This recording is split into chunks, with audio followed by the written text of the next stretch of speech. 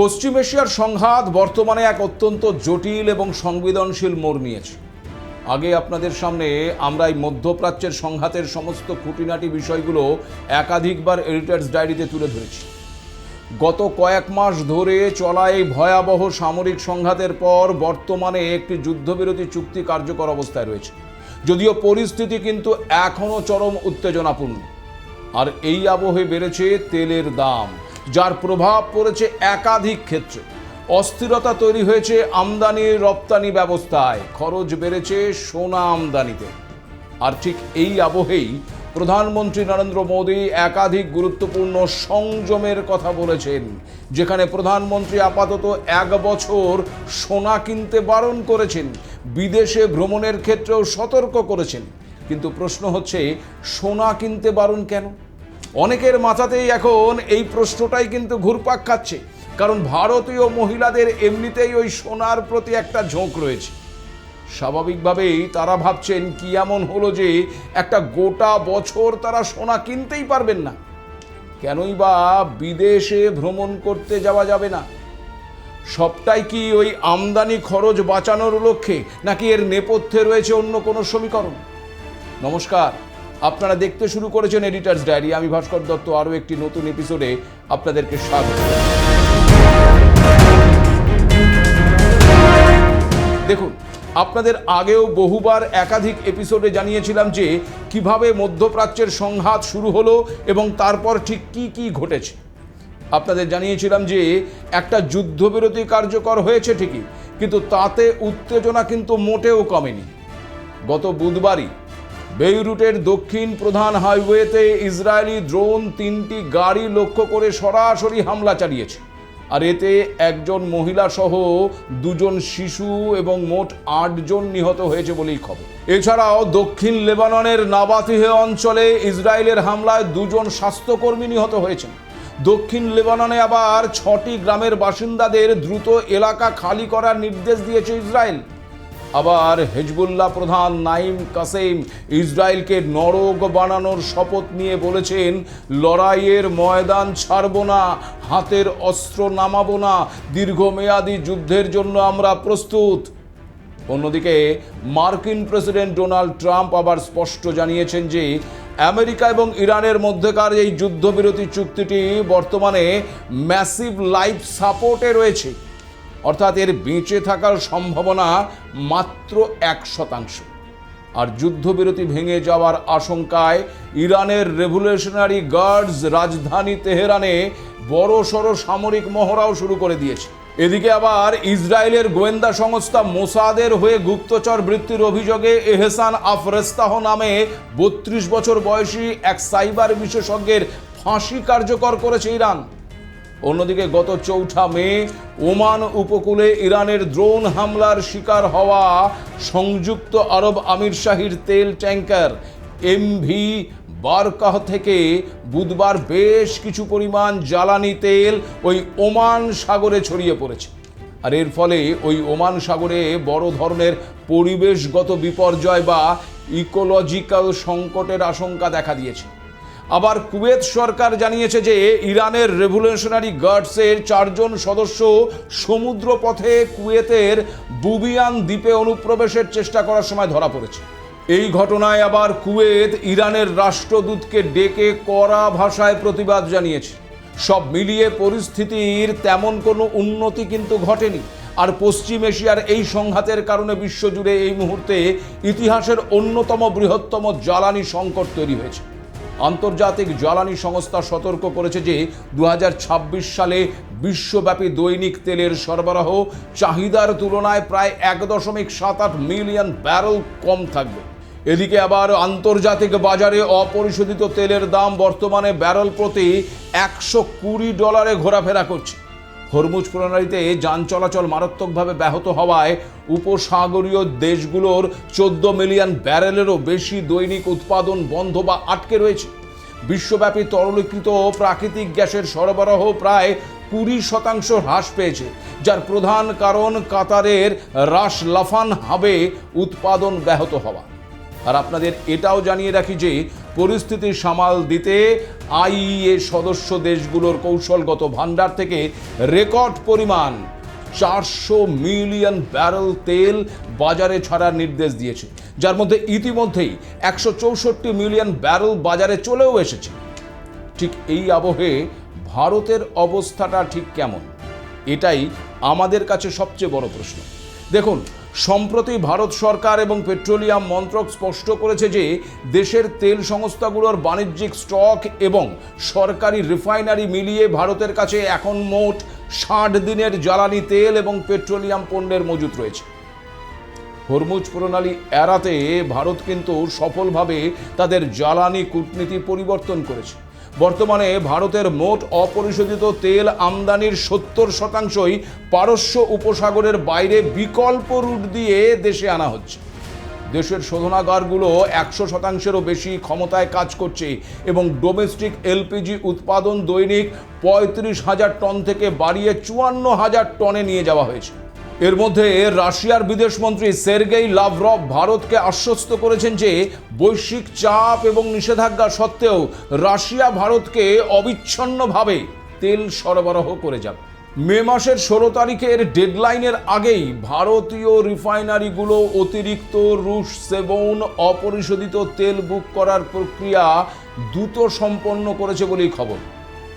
তাছাড়া কেন্দ্রীয় পেট্রোলিয়াম এবং প্রাকৃতিক গ্যাস মন্ত্রী হরদীপ সিং পুরী বুধবার সংসদে দাঁড়িয়ে দেশবাসীকে আশ্বস্ত করেছেন যে দেশে পেট্রোল, ডিজেল, কেরোসিন বা রান্নার গ্যাসের কোনো ঘাটতি নেই বা সংকট নেই এবং জাতীয় সরবরাহ ব্যবস্থা সম্পূর্ণ সুরক্ষিত রয়েছে।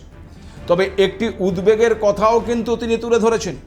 গত মঙ্গলবার কেন্দ্রীয় তেল মন্ত্রী হরদীপ সিং পুরী নয়াদিল্লিতে একটি শিল্প সম্মেলনে গভীর উদ্বেগ প্রকাশ করে জানিয়েছেন, বিশ্ববাজারে জ্বালানির আকাশ ছোঁয়া দাম সত্ত্বেও দেশের সাধারণ মানুষের ওপর যাতে পেট্রোল ডিজেলের দামের বোঝা না চাপে তার জন্য ভারতের সরকারি তেল বিপণন সংস্থাগুলো প্রতিদিন প্রায় 10 বিলিয়ন টাকা মানে $104.54 মিলিয়ন লোকসান হজম করছে।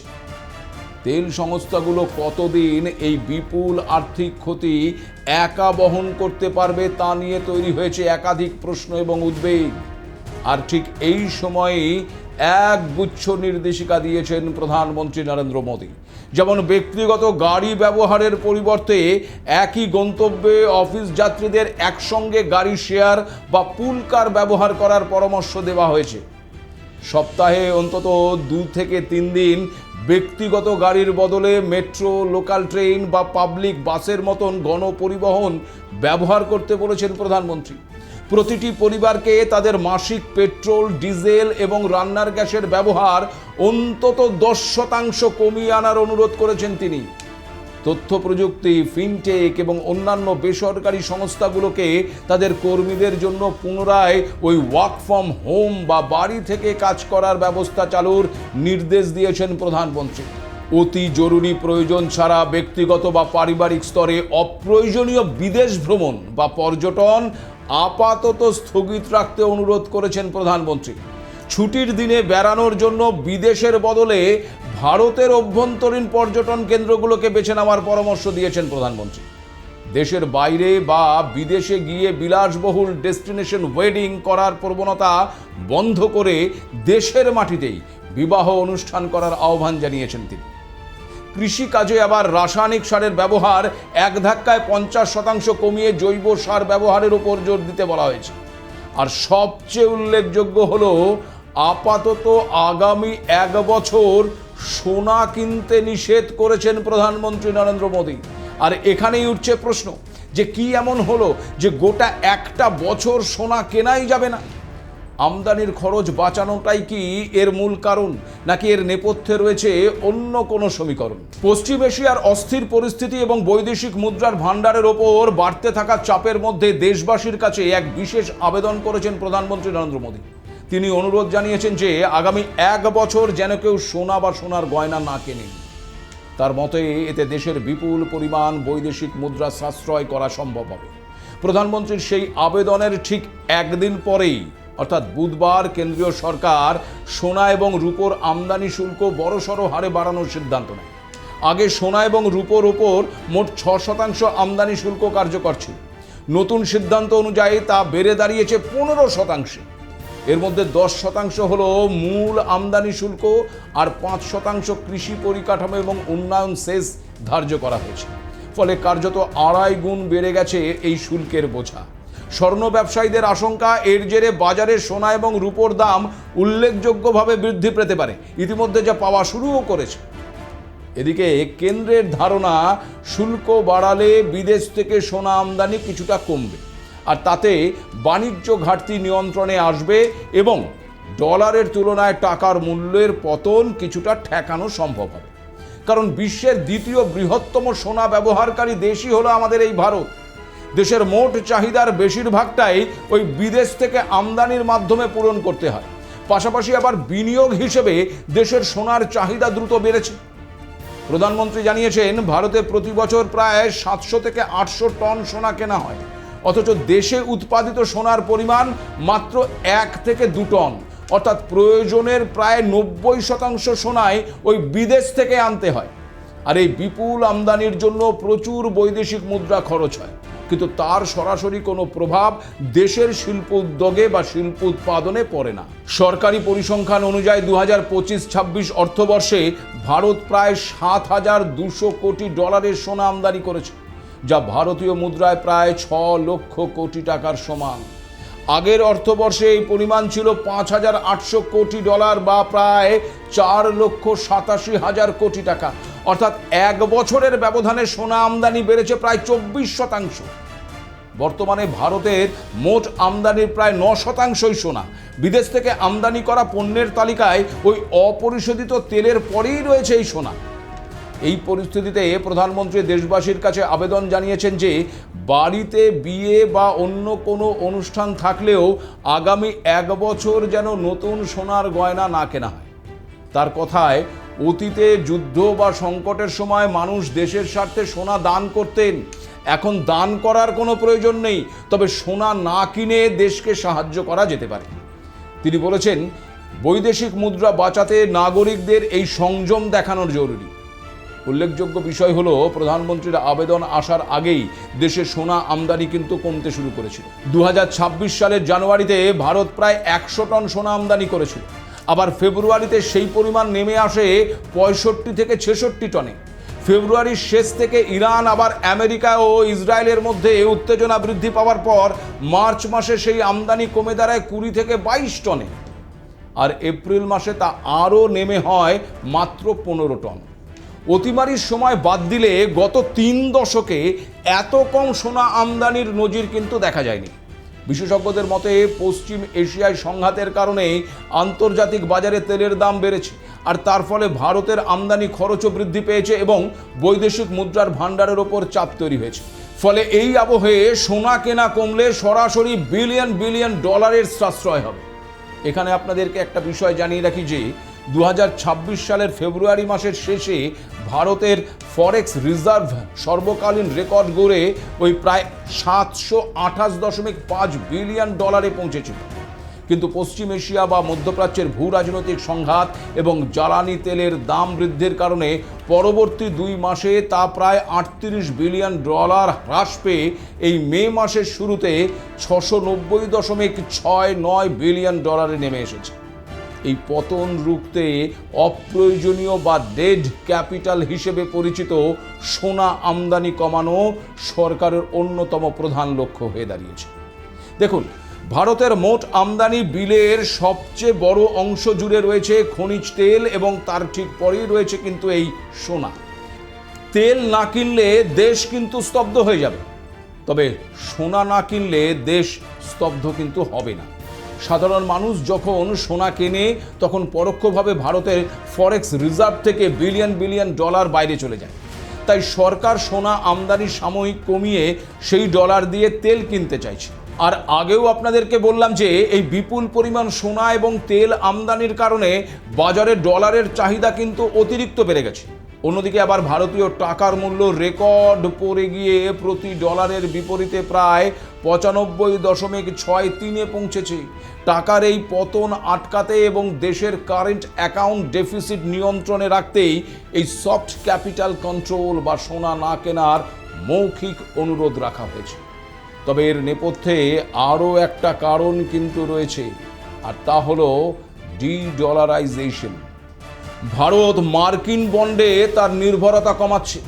রিজার্ভ ব্যাংক অফ ইন্ডিয়া মার্কিন ট্রেজারি বন্ডে তার হোল্ডিং আগের ওই 234 বিলিয়ন ডলার থেকে কমিয়ে 186.5 বিলিয়ন ডলারে নামিয়ে নিয়ে এসেছে।